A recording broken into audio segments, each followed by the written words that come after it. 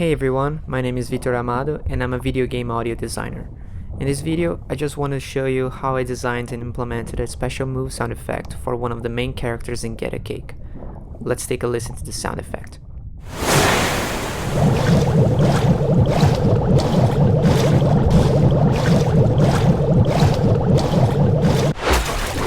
So for the start of the sound, I used the wood impact sound.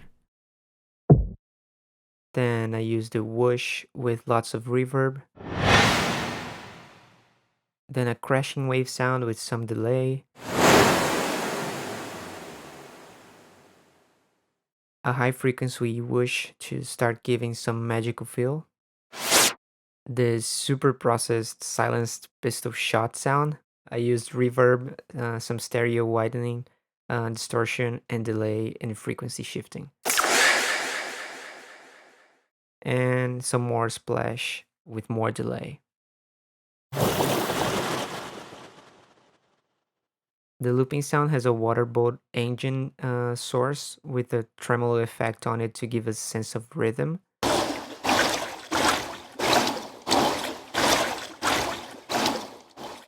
Some pitch down rope whooshes. And lots of bubbles. And the end of the sound has the same gunshot as the start sound, but with tremolo and automation on the delay time to achieve that power down effect. More water splash. Whoosh.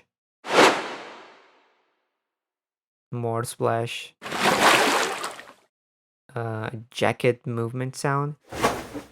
Bass drop with some tremolo automation. And some more bubbles with delay.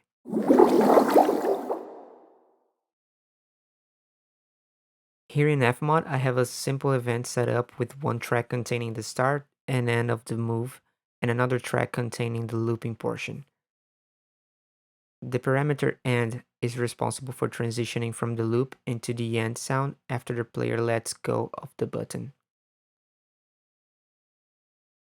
So when the move starts, the starting sound will play and transition into the loop, where it will stay forever until the parameter end changes to 1.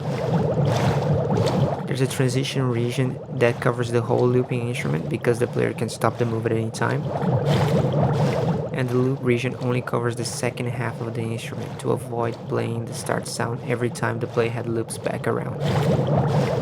This can only be achieved if the looping sound is set to asynchronous. So now you can hear the looping sound playing forever until we change the parameter to 1. Alright, let's listen to the sound effect playing in the game again.